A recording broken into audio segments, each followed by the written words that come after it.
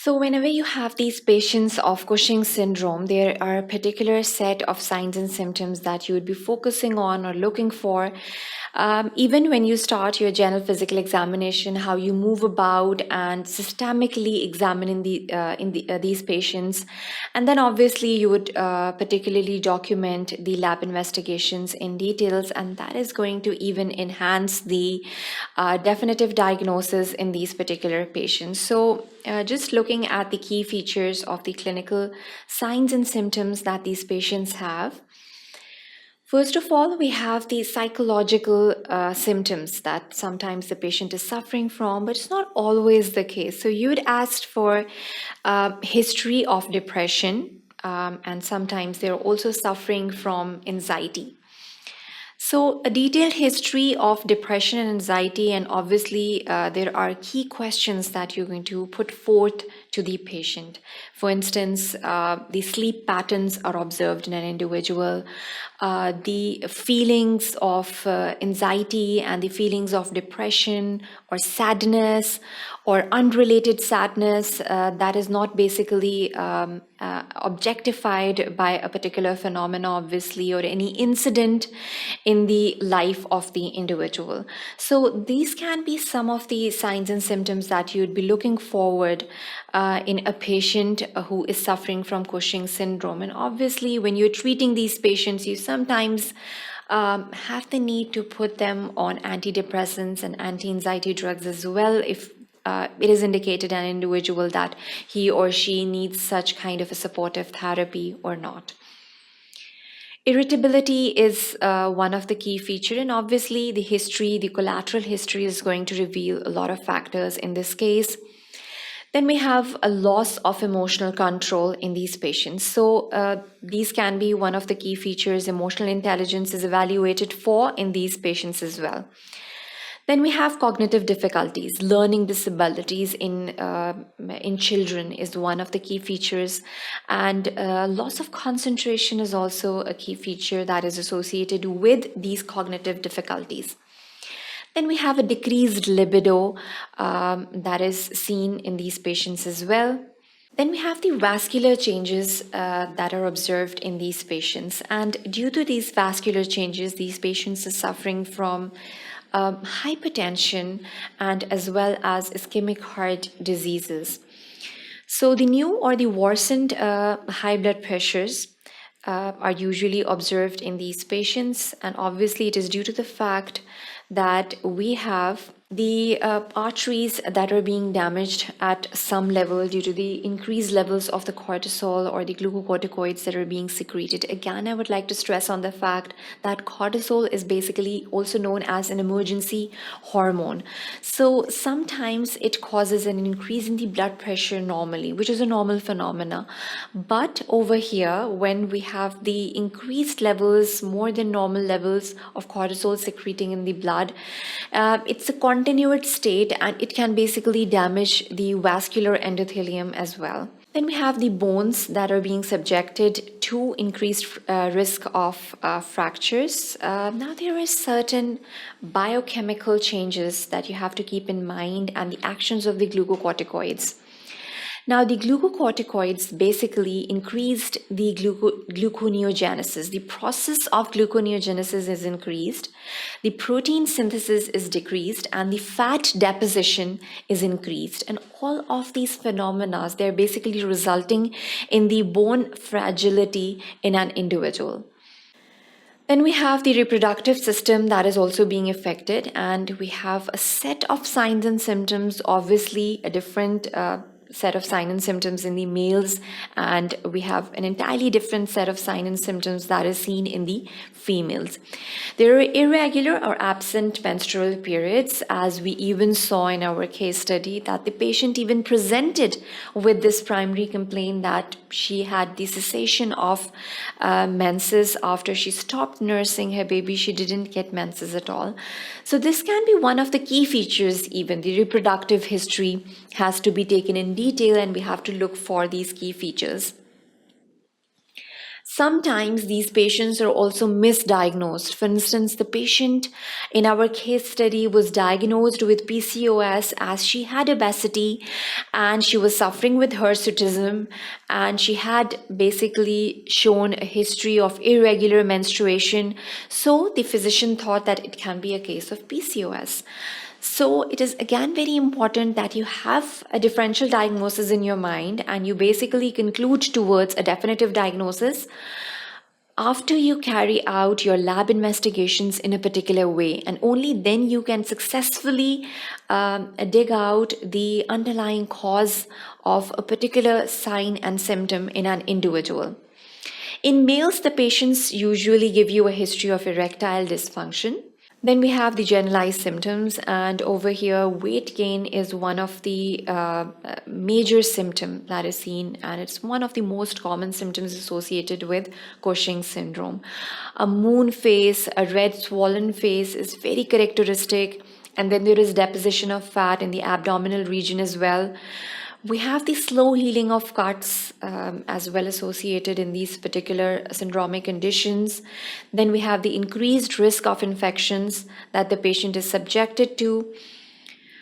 Extreme fatigue that is observed by the individual is one of the key feature, as we even can relate to the case study. If we go back and look at these particular generalized signs and symptoms, fatigue was even observed, and it was a severe kind of a fatigue that the patient was even unable to hold her child.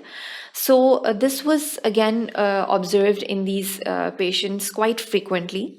Glucose intolerance is also observed in these patients. Then we have the other features that are also categorized in this Cushing syndrome, including a headache. It can be a marginal headache, it can be a migrainous kind of a headache, so it can mimic all of these headache conditions. A moon face, swollen red face is very characteristic of the individual. You would even get these particular patients, even theoretically, you would get these scenarios that a patient presented in outpatient department with moon face, with buffalo hump, and these are quite the catch points in these scenarios that are basically indicative of the fact that we have a patient of Cushing syndrome that we're dealing in with.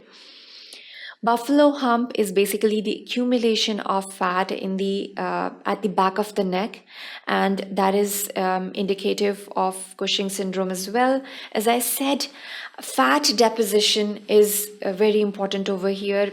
Even in a lot of cases where obesity is not present, we see an abnormal fat deposition in the abdominal region or in the neck region, ultimately resulting in the buffalo hump in the individuals.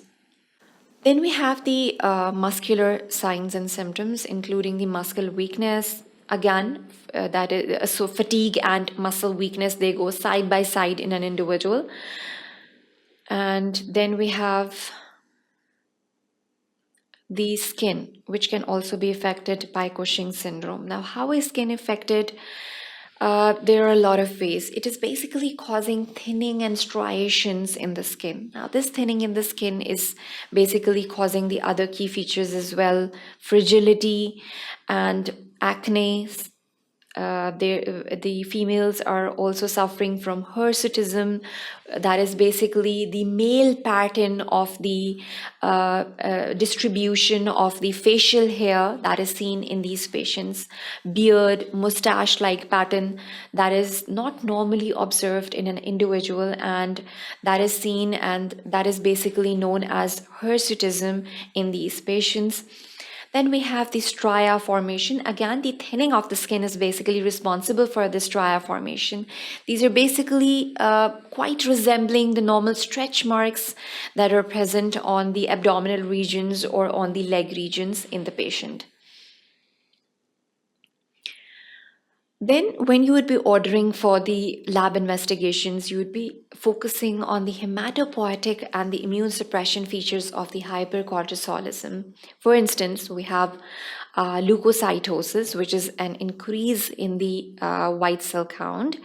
We have lymphopenia, which is basically the lymphocytes count is decreased in the individual. So this is a key clinical picture that you would be focusing on, or that you'd be looking for whenever you want to have a diagnosis of Cushing syndrome in the individual. So then there is a decrease in the eosinophil count as well, which is also shown as eosinopenia in the blood cell count. There is a delayed hypersensitivity reaction that is seen in these patients. Now, why is it called a delayed hypersensitivity? Because it almost shows a 12 to 24 hours time period to show that hypersensitivity or the allergic reaction to be shown in the individuals.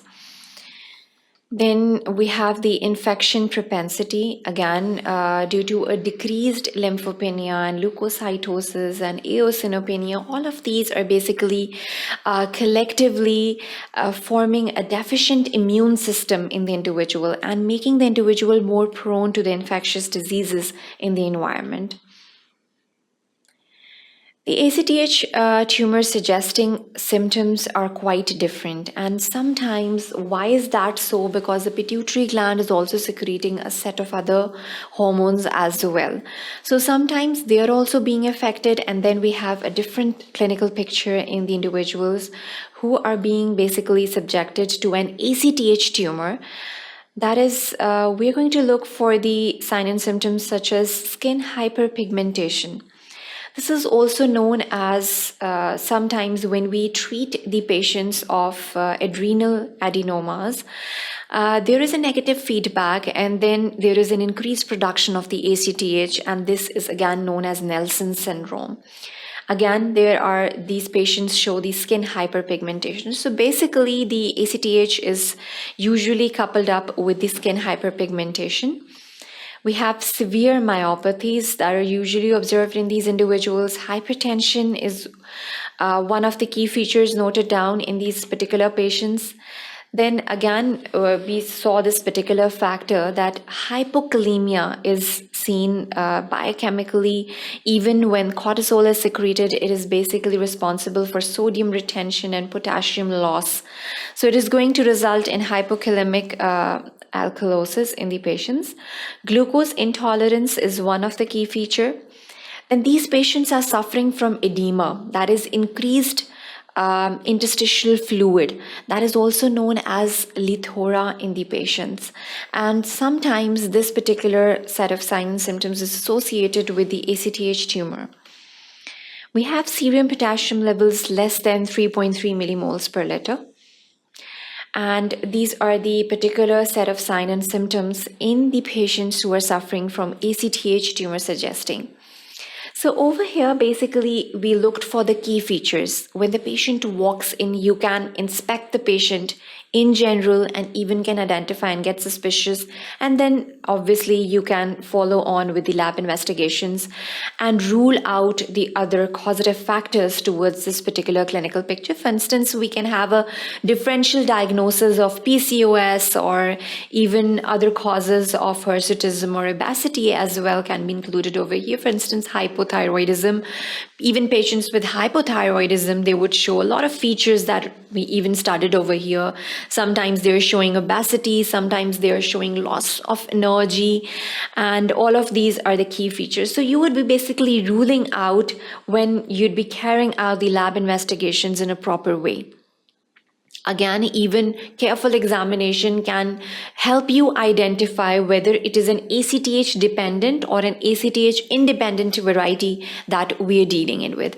So you have to basically keep in mind all the group of signs and symptoms that we have discussed over here.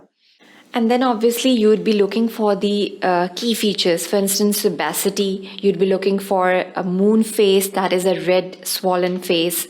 And then the features included in the skin manifestations, the thinning of the skin, the striations, the infectious propensity is increased in these patients. And all of these is going to make the clinical picture much more easier for you on your ward rounds or while you're carrying out the outpatient departments in detail. So you'd be focusing on the key features. The inspection is important. The lab investigations are important.